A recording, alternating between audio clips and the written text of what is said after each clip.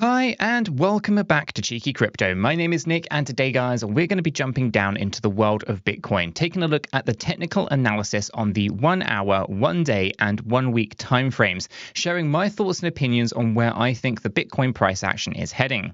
As I get into today's video, if you do find it useful and informative, smash that like button. I really do appreciate that. Help spread the content to more like-minded individuals. And if you are not yet subscribed to the channel, why not go ahead and subscribe? Tapping the bell and selecting all the notifications will enable you not to miss another video update. If you haven't joined us in Discord, though, that is really where the value is. Why not check that out? Linked in the description down below. It is the home of everything Cheeky Crypto. It's a fantastic community talking crypto 24/7, and it's completely free. So why not go ahead and check it out? Let's jump right down into the charts for today. And what we'll do is we'll kick things off with the 1 hour time frame here. So here we have a Bitcoin paired up with USDT.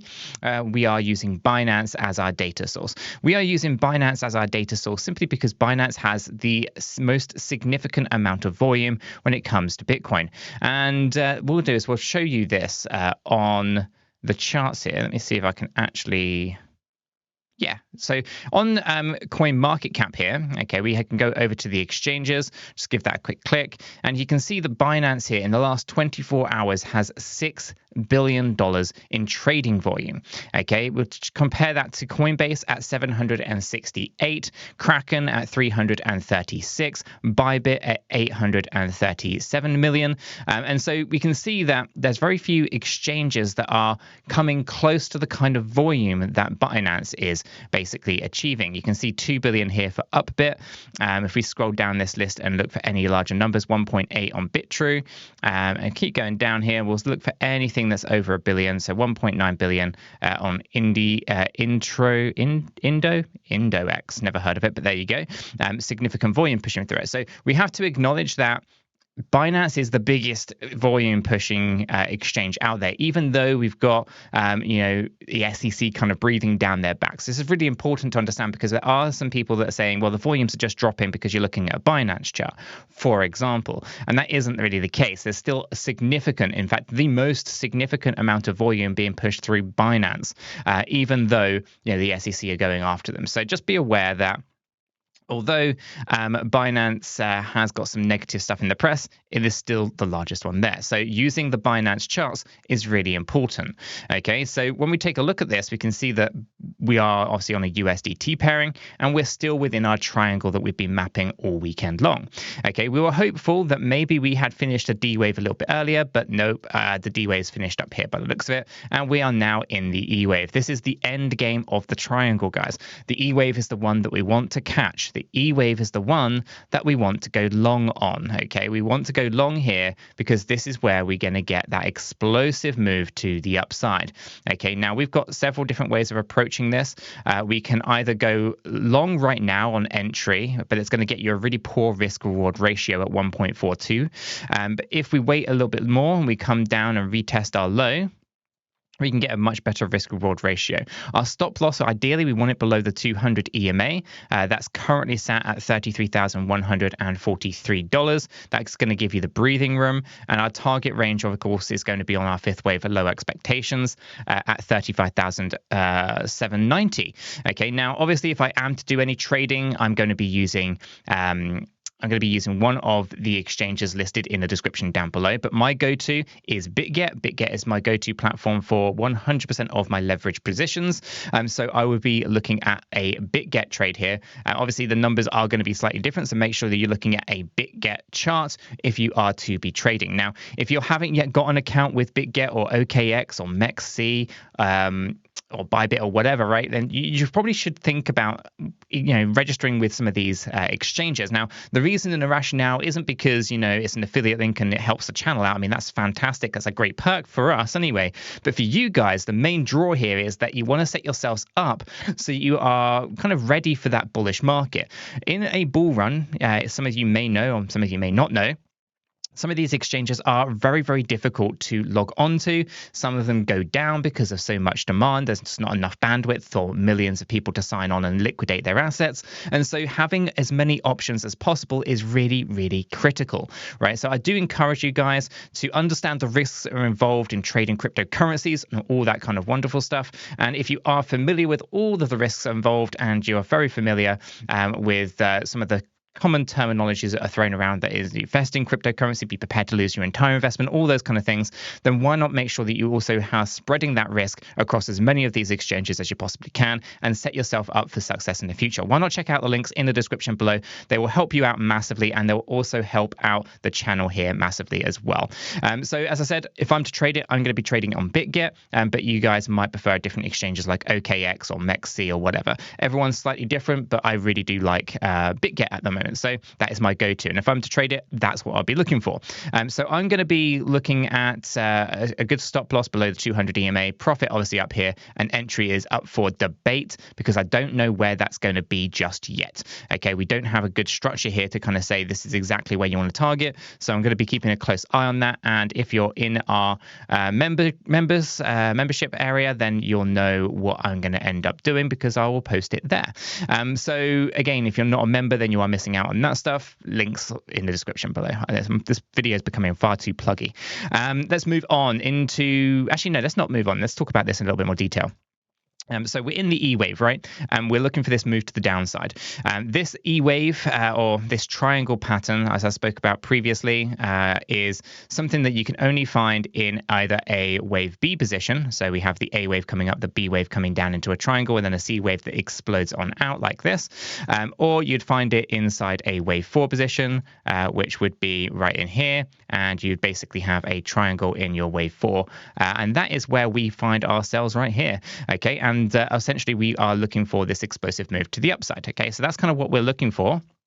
Right inside here, this is a wave 4. We are in the triangle, and we're looking for the explosive move to the upside. Now, E waves are very unpredictable. Okay, the E wave can come down quite deeply. It can even pierce past the swing low on the A wave. It can be any structure. It's so trippy, in fact, it can even be a triangle in itself with another A, B, C, D, and E pattern inside it. So we need to be very aware that the E wave can trip out a lot of people, get you kind of thinking you're going to go long and actually then stop you out. So just be really cautious with E waves. But ultimately, this is the wave that you want to catch for that long position because our target range for this is 35,790 to 36,638. And that is our 5th wave movement, where we then look for a move to the downside afterwards. Let's take it now out into the daily. So in our daily time frame, we can see there's a fair value gap. Fair value gaps are created from an illiquid market.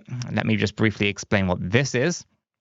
This fair value gap is 30,248 to 32,832. This little range here is created from an illiquid market. Basically, large buy orders came in at the bottom here, but couldn't be filled because there was no one willing to sell in this little gap until price got higher. So this area shows you an illiquid market or an illiquid price range.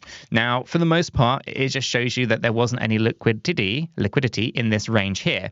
But psychology shows us that price likes to go back down and fill out the fair value gap. Now, it's no guarantee. You don't always fill those gaps out. But I suspect, actually, considering the amount of fair value gaps we've left behind, the amount of fair value gaps that have already been filled, I suspect this one's quite an easy one to fill. Coming down deeper might be a little bit more trippy and a little bit more difficult, but for the most part, I expect us to move on down into these ranges. Now, we are up in this, coming down from this overbought range. I expect another surge upwards, as we just talked about on the hourly chart. And ultimately, once that is done, I'm looking for this fair value gap, a retest of $30,000. And if we lose that, then of course we are talking about moving back down more towards 24,000. And of course, there's a CME gap, which is different to a fair value gap.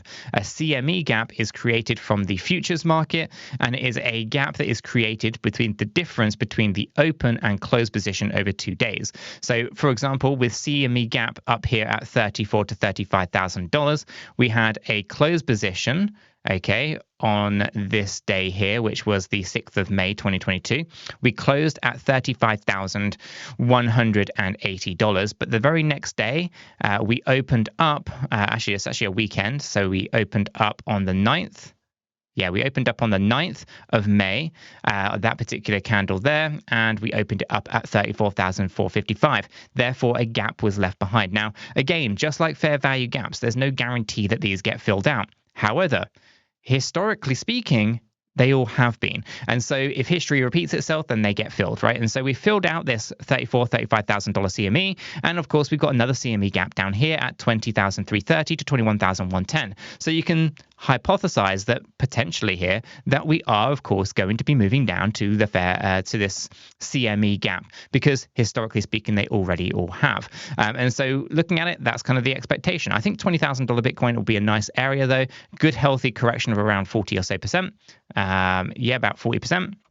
It's a nice healthy correction, nothing unusual with that, and would set us up for a really nice run next to the upside. So for me, a CME gap at this level would be pretty healthy. There's nothing unusual about it. Obviously, in doing so, we would fill out a few of these fair value gaps on that route as well. We'd pretty much grab all of those that we see there.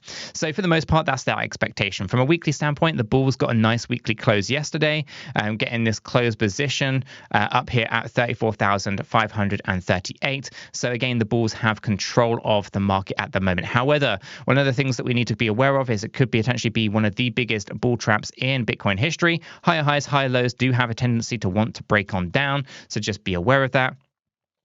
So yeah, all in all, I'm a little bit cautious here. We've been going for quite some time, but as I was alluding to earlier, the volume profiles are very, very insignificant.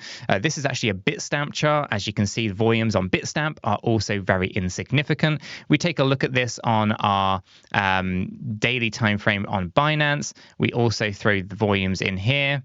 You can also see volumes are very insignificant. Now, I will go back to showing you the charts here for Binance. Binance has $6 billion of trading volume in the last 24 hours. Nothing gets anywhere near that from any other exchanges. So when we know that Binance is a big draw, has huge trading volume on it, and we're seeing very little volume on the Binance chart here for Bitcoin, and has been the case since March 2023, then we have to consider that maybe there isn't really enough demand to take Bitcoin any higher, and this is a manipulated market with market makers and whales potentially driving the price higher to liquidate retail investors or grab as much liquidity from retail investors before the inevitable move to the downside. Okay, you can speculate otherwise, but we are just talking black and white facts here. Volume is very, very low right now in comparison to where it has been historically, and we are not even talking that far away. We're talking earlier this year, volume was significantly higher, and even that wasn't really overly that impressive. So we have to be aware that ultimately volumes are low and prices driving higher. This is a divergence. It's not something that you would naturally expect to see, and therefore we call into question the authenticity of this move to the upside. It is what it is. So we'll kind of keep an eye on it and see how it kind of plays out. But my expectations are that we are going to see a small move down in our E wave, bigger move to the upside on our fifth wave movement. Daily, we are looking for corrections to the downside, and macro isn't looking overly strong overall. So let me know what your thoughts are in the comments down below, but those are mine. I'm going to leave the video right there. If you have found it useful and informative, smash that like button. I do appreciate that. If you are new to the channel, why not go ahead and subscribe, tap the bell, select all the notifications, and in doing so, you will be kept up to date with everything that we do here at Cheeky Crypto. Until the next one, though, guys, have a fantastic day.